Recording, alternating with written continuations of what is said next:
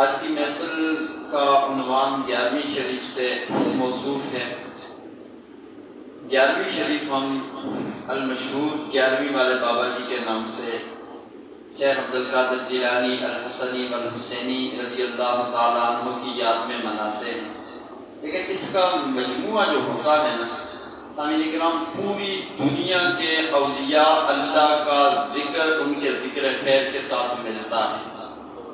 آپ سارے جانتے ہیں کہ غوث پاک علیہ الرحمہ کا جو مقام ہے، آپ معزز ذات ولی اللہ تھے، پیدائشی ولی اللہ تھے۔ یوں تو بہت سارے اولیاء اللہ کے متعلق آتا ہے، جیسے مختار کاکی علیہ الرحمہ جب مسجد گئے تو قاری صاحب نے کہا سپارہ قاعدہ رکھا آگے، آپ نے قاعدہ سائڈ پہ کر دیا۔ ہمارے مکتوم کے استاد بھی بڑے لاڈلے ہوتے تھے اور بڑے دور اندیش اور بڑے حکمتانہ انداز میں پڑھاتے تھے۔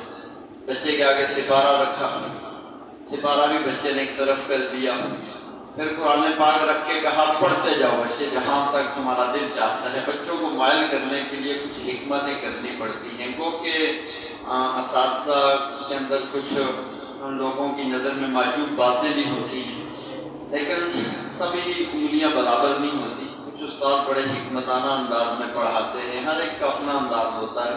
قرآن پاک رکھا تو پڑھتے پڑھتے مختار کاکی علیہ الرحمہ 14 سپارے پڑھ گئے۔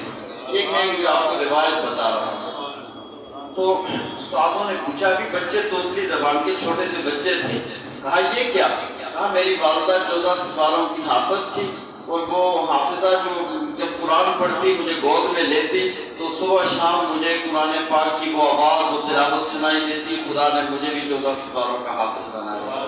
غوث پاک علیہ الرحمہ کے متعلق بھی یہی آتا ہے کہ آپ جب مسجد گئے تو 18 سپاروں کے آپ حافظ تھے، سبحان اللہ۔ اور پھر آپ معزز ذات اس طرح سے بھی تصور کیے جاتے تھے جس طرح بہت سارے نشانیاں ہوتی ہیں نا، انبیاء کرام کی ذات مطہرہ سے بھی موصوف بہت ساری نشانیاں معجزات کہلاتی ہیں۔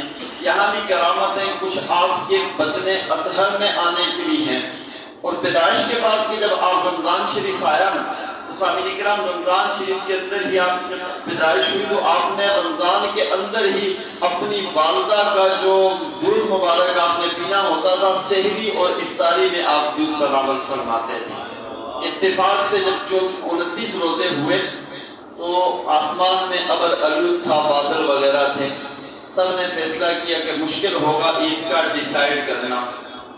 سارے ابو صالح علیہ الرحمہ آپ کے جو والد کا نام تھا، کہا کہ ان کے ہاں چلتے ہیں، پوچھتے ہیں کہ آپ کے بچے نے آج دودھ پیا کہ نہیں۔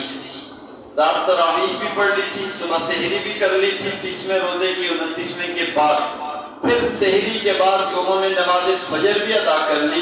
نماز فجر کے بعد جب آپ کے گھر آئے تو پوچھا بچے نے دودھ پیا ہے کہ نہیں، آج کچھ کھایا پیا ہے کہ نہیں۔ تو پتہ چلا بچے نے آج دودھ پیا ہے۔ سبھی نے وہاں پہ روزہ ثابت کر کے عید کی تیاری گھنٹے بعد شروع کر دی کہ ہم عید بھی پڑھیں گے، عید منائیں گے۔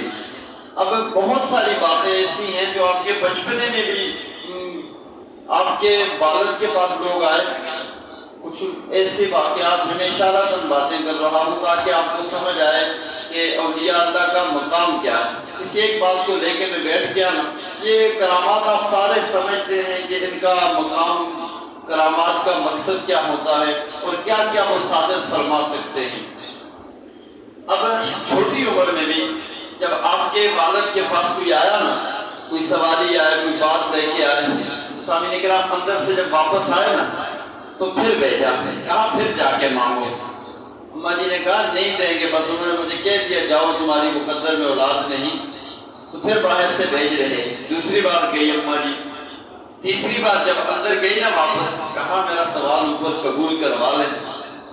پھر انہوں نے کہا بات سن، ایک بار میں نے تجھے کہا چلی جا، تیرا سوال نہیں حل ہو سکتا، دوسری بار کہا، تیسری بار کہا، تو ایک بار بھی واپس آئی، دوسری بار بھی واپس آئی، تیسری بار کون ہے جو تجھے باہر سے بار بار اندر بھیج رہا ہے؟